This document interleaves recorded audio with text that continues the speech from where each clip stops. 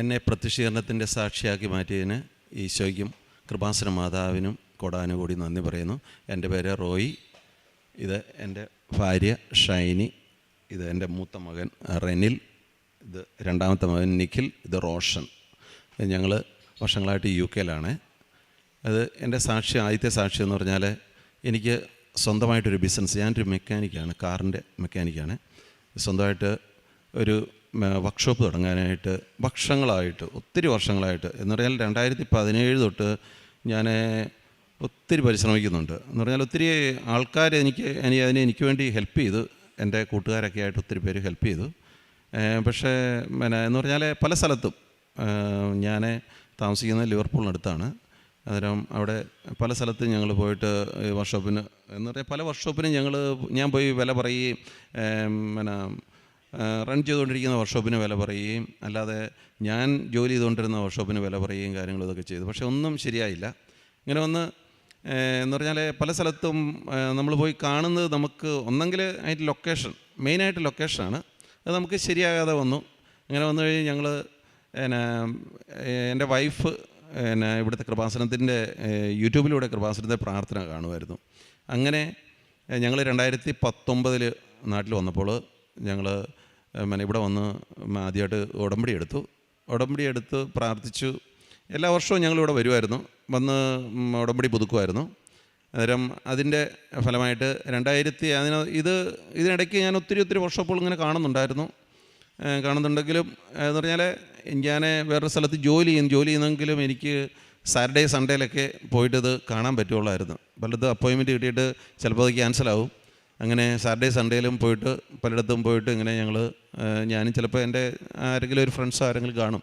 ഇവിടെ പല സ്ഥലങ്ങളിൽ പോയി കാണും. എന്നിട്ട് ഒന്നും ശരിയായ ഇങ്ങനെ 2023 ലാസ്റ്റ് 24 ഞങ്ങൾ എൻ്റെ ഒരു സുഹൃത്ത് ഞങ്ങളുടെ ഇടവപ്പള്ളിയിൽ വരുന്ന UK-ൽ ഇരുന്ന് ജോജോ എന്ന് പറയുന്നത് പുള്ളിയുടെ പേരെടുത്ത് പറഞ്ഞതിൻ്റെ കാര്യം എന്ന് പറഞ്ഞാൽ പുള്ളി എനിക്ക് വേണ്ടി ഹെൽപ്പ് ചെയ്ത ആളാണ്. പുള്ളി എന്നിട്ട് എൻ്റെ പറഞ്ഞു, ഇന്നൊരു സ്ഥലമുണ്ട് റോയി, നിനക്ക് പറ്റുന്ന ഒരു ലൊക്കേഷൻ ഉണ്ട് എന്ന് പറഞ്ഞു. എന്നിട്ട് എനിക്കത് മനസ്സിലായില്ല. എങ്കിലും തന്നെ പുള്ളി എൻ്റെ പറഞ്ഞു ഞാനിവിടെ വരാമെന്ന് പറഞ്ഞു. പുള്ളിക്കാരൻ്റെ വൈഫുണ്ടായിരുന്നു. പുള്ളി അവിടെ ഒരു ഷോപ്പ് നടത്തുന്ന ഒരാളാണ്. പുള്ളിക്കാരൻ്റെ വൈഫും കൂടെ വന്നു എന്നെ ആ സ്ഥലം കാണിച്ചു തന്നെങ്കിൽ ഇത് ആരുടെയാണ് എന്താണെന്നൊന്നും എനിക്ക് അറിയത്തില്ലായിരുന്നു. അന്നേരം ഞാൻ പിന്നെ അവിടെ ഒരു കടയിൽ ചോദിച്ചു, ഇത് ആരുടെയാണ്, ഈ ബിൽഡിംഗ് ആരുടെയാണെന്ന് ചോദിച്ചു. അങ്ങനെ ചോദിച്ചു, ആളിനെ കണ്ടുപിടിച്ചു. ആ വ്യക്തിയെ കിട്ടിയില്ല. വ്യക്തിയുടെ ബ്രദറായിരുന്നു അവിടെ ഇരുന്നത്. ആ പുള്ളിയെ ഫോണിൽ ഞാൻ വിളിച്ചു, സംസാരിച്ചു. അതിൻ്റെ ഫലമായിട്ട് ഞങ്ങളെ ഈ ബിൽഡിങ് കാണിച്ചു, എല്ലാം ഓപ്പൺ ചെയ്ത് കാണിച്ചു. അതിങ്ങനെ അടഞ്ഞു കിടക്കുമായിരുന്നു, അതെല്ലാം ഓപ്പൺ ചെയ്ത് കാണിച്ചെങ്കിൽ ഞങ്ങൾ ആദ്യം കയറി ചെല്ലുമ്പോൾ തന്നെ ആ പുള്ളിക്കാരൻ്റെ ഓഫീസിലോട്ട് കയറി ചെല്ലുമ്പോൾ 2 കൊന്തയാണ് തൂങ്ങിക്കിടക്കുന്നത്. അന്നേരം എൻ്റെ വൈഫ് എൻ്റെ കയ്യിൽ ഇങ്ങനെ പറഞ്ഞു, ഇത് നല്ലൊരു ഇതാണ് ഇത് കാണുന്നത് എന്ന് പറഞ്ഞാൽ വിശ്വാസം, ആ വ്യക്തി വിശ്വാസമുള്ള. അന്നേരം വൈഫൻ ഇങ്ങനെ പുള്ളിക്കാരൻ്റെ ചോദിച്ചു, ഇതെന്നാ കൊന്ത ഇട്ടിരിക്കുക? അന്നേരം പറഞ്ഞു, എനിക്ക് ഒത്തിരി ഇഷ്ടമാണെന്നൊക്കെ പറഞ്ഞു. എങ്കിലും തന്നെ അന്നേരം നമുക്കൊരു എന്തോ തമ്പുരാൻ്റെ ഒരു കൃപ കാര്യം എന്ന് പറഞ്ഞാൽ ഒരു പോസിറ്റീവായിട്ടുള്ളൊരിത് എന്താ പറയുക, മാതാവിൻ്റെ ഒരു കൊന്ത കണ്ടപ്പോൾ 2 കൊന്ത ഇങ്ങനെ തൂങ്ങിക്കിടക്കുന്നു. ഞങ്ങൾക്ക് ഒത്തിരി ഇത് വന്നു. പിന്നെ പെട്ടെന്ന് തന്നെ കാര്യങ്ങൾ നടന്നു. 2024 തന്നെ എനിക്ക് വർക്ക്ഷോപ്പ് അവിടെ തുടങ്ങാനായിട്ട് സാധിച്ചു. ഇപ്പം ഒരു കുഴപ്പമില്ലാതെ 2 ജോലിക്കാരുണ്ട്, നല്ല രീതിയിൽ അത് റൺ ചെയ്ത് പോകുന്നു. അത് ഒത്തിരി ഞാൻ പ്രാർത്ഥിച്ചു, മാതാവിൻ്റെ ഒത്തിരി പ്രാർത്ഥിച്ചു. രാവിലെ ആയിട്ട് ഞങ്ങൾ ഉടമ്പടി എടുത്തതിന് ശേഷം ചിലപ്പോൾ വൈഫ് നൈറ്റിൽ ഡ്യൂട്ടി ആയിരിക്കും, എങ്കിലും തന്നെ ഞാൻ രാവിലെ 5 മണിക്ക് കയറ്റി ഞാൻ പ്രാർത്ഥിക്കുകയും ഇതൊക്കെ ചെയ്തു. സമയം കിട്ടുമ്പോഴൊക്കെ ഞാൻ അച്ഛൻ്റെ ഈ പ്രാർത്ഥന ഇതിലൂടെയൊക്കെ ഫോണിൽ ചിലപ്പം കിച്ചണിൽ നിൽക്കുമ്പോഴായിരിക്കാം, ചിലപ്പോൾ ഫുഡ് കഴിച്ചുകൊണ്ട് ടേബിളിൽ വെച്ചുകൊണ്ടായിരിക്കും ഞാനിത് ചിലപ്പം പ്രാർത്ഥന കാണും, ചിലപ്പം ജോലി സ്ഥലത്തായിരിക്കും. അങ്ങനെയൊക്കെയാണ് ചിലപ്പോൾ, അല്ലാതെ ഇന്ന സമയമൊന്നുമില്ല. നമ്മൾ അങ്ങനെയുള്ള ഒരു സമയത്താണ് ഇത്. കാര്യം എന്ന് പറഞ്ഞാൽ അങ്ങനെയുള്ള ഒരു സമയം, പ്രത്യേക ഒരു സമയം കിട്ടാറില്ല. ചിലപ്പം സൺഡേയിലൊക്കെ ആയിരിക്കും, ചിലപ്പം പള്ളിയിൽ പോയിട്ട് വന്നു കഴിഞ്ഞ് ചിലപ്പം സോഫായിലിരിക്കുമ്പം ഇത് 10 മിനിറ്റ് ഒരു അരമണിക്കൂർ ഇതൊക്കെ കാണുന്നത്. അങ്ങനെയൊക്കെയാണ്. അതാണ് എൻ്റെ ആദ്യത്തെ സാക്ഷ്യം. ഇത് ഒത്തിരി എന്ന് പറഞ്ഞാൽ മാതാവിൻ്റെ വലിയൊരു കൃപയാണ് അവിടെ നടന്നത്. കാര്യം എന്ന് പറഞ്ഞാൽ ആ ഒരു വ്യക്തി ഒത്തിരി പേര് ഇതിൻ്റെ പിന്നിൽ എനിക്ക് പ്രവർത്തിച്ചു. കാര്യം എന്ന് പറഞ്ഞാൽ ഒത്തിരി പേര് എൻ്റെ ഫ്രണ്ട്സായിട്ടുള്ള ആൾക്കാർ എന്നെ കൊണ്ട് സ്ഥലങ്ങളെ കാണിക്കുകയും ഇന്ന സ്ഥലത്തുണ്ടെന്നൊക്കെ പറഞ്ഞ് കാണിക്കുകയും കാര്യങ്ങളൊക്കെ ചെയ്തു. കാര്യം എന്ന് പറഞ്ഞാൽ മെയിനായിട്ട് അതിനൊരു ലൊക്കേഷനാണ് അത്. പിന്നെ റൺ ചെയ്തുകൊണ്ടിരുന്ന വർക്ക്ഷോപ്പുകളെല്ലാം നമ്മൾ പോയി കാണുകയൊക്കെ ചെയ്തു. അതൊക്കെ വലിയ എമൗണ്ടാണ് പറയുന്നത്. നമ്മുടെ ഇന്ത്യൻ മണിയൊക്കെ വെച്ച് നമ്മൾ കാൽക്കുലേറ്റ് ചെയ്ത് നോക്കുമ്പോൾ വലിയൊരു എമൗണ്ടാണ് അതിനകത്ത് പറയുന്നത്. അന്നേരം അതൊക്കെ നമുക്ക് അത്രയും മാനേജ് ചെയ്യാൻ പറ്റത്തില്ല. പുതിയതായിട്ട് നമ്മൾ ഒരു ബിസിനസ് സ്റ്റാർട്ട് ചെയ്യുമ്പോൾ അത്രയും ഒരു എമൗണ്ട് നമുക്ക് ഇത് ചെയ്യാൻ പറ്റത്തില്ല. അന്നേരം അതുകൊണ്ട് നമുക്ക് ഇത് ചെയ്യുന്നത് എന്താ പറയുക, ആദ്യമായിട്ട് നമ്മളൊരു നമ്മൾ സ്റ്റാർട്ട് ചെയ്യുന്ന ഒരു സ്റ്റാർട്ടപ്പ് ബിസിനസ് ആകുമ്പം നമുക്ക് ഒത്തിരി നമുക്ക് അതേൽ ഇൻവെസ്റ്റ് ക്യാപിറ്റൽ ഒത്തിരി ഇത് ചെയ്യാൻ പറ്റത്തില്ല. അന്നേരം അതുകൊണ്ട് നമ്മൾ ആ ഒരു രീതിയിലാണ് ഇത് ചെയ്തെടുത്തത്. നമ്മൾ ഇത് പുതിയൊരു ബിൽഡിങ്ങിൽ നമ്മൾ സ്വന്തമായിട്ട് ഫസ്റ്റെന്ന് തുടങ്ങി അത് ഇത് ചെയ്ത് സ്റ്റാർട്ട് ചെയ്ത് എല്ലാ സാധനങ്ങളും നമ്മൾ പുതുതായിട്ട് വാങ്ങിച്ച് നമ്മളത് സ്റ്റാർട്ട് ചെയ്തെടുക്കുമായിരുന്നു.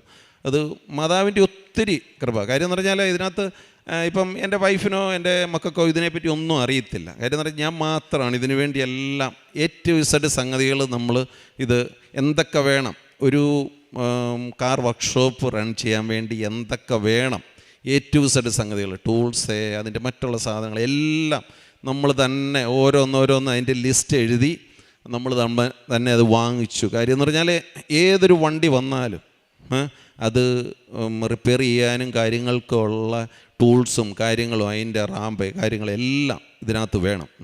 ഇതെല്ലാം നമ്മൾ തന്നെ നോക്കി വാങ്ങിച്ചത് മാതാവിൻ്റെ വലിയൊരു കൃപയാണ്. അതിനകത്ത് എൻ്റെ കഴിവോ കാര്യങ്ങളോ ഒന്നുമല്ല, മാതാവിൻ്റെ കൃപയിലാണ് ഇതെല്ലാം നടന്നത്.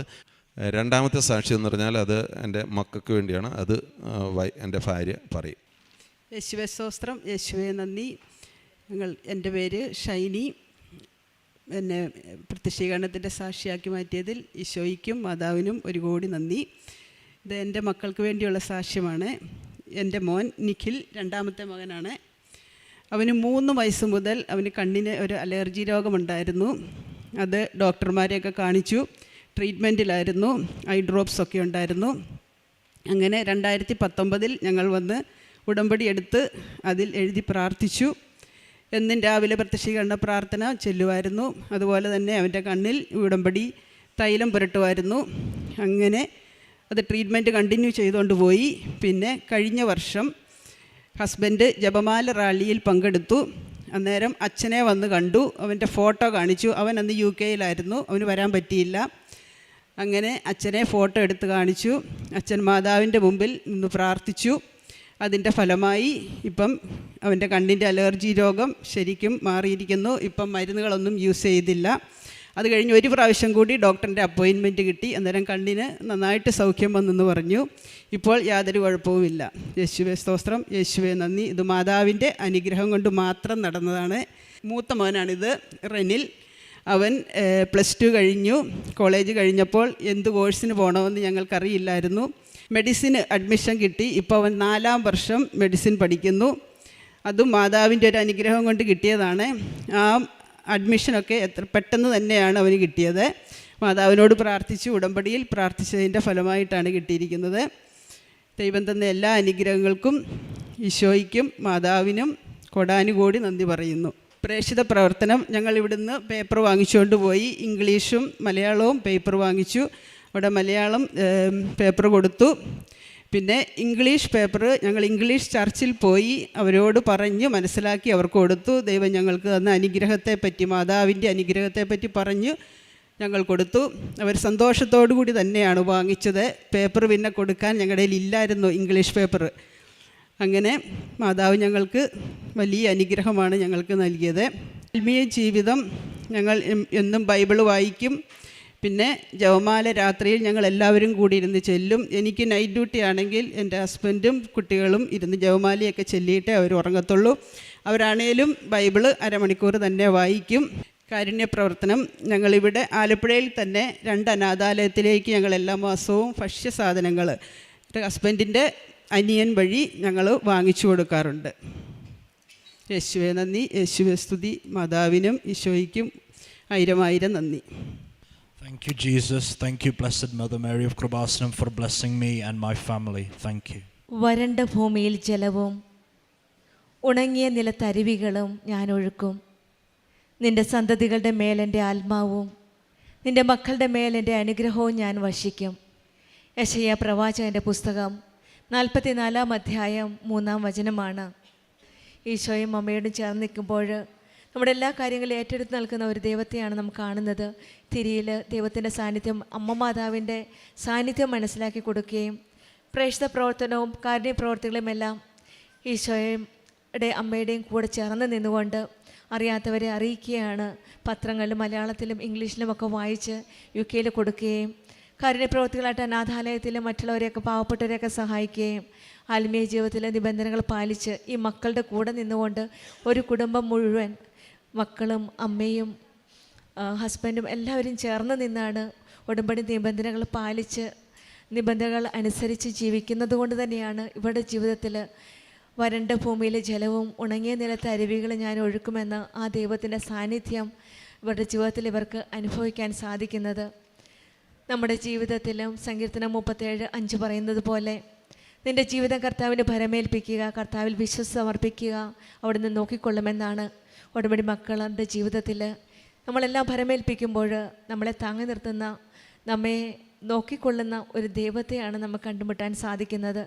നമ്മുടെ ജീവിതത്തിലും നമ്മുടെ ഭാരങ്ങളെല്ലാം കർത്താവിൻ്റെ കരങ്ങളിൽ സമർപ്പിക്കാം.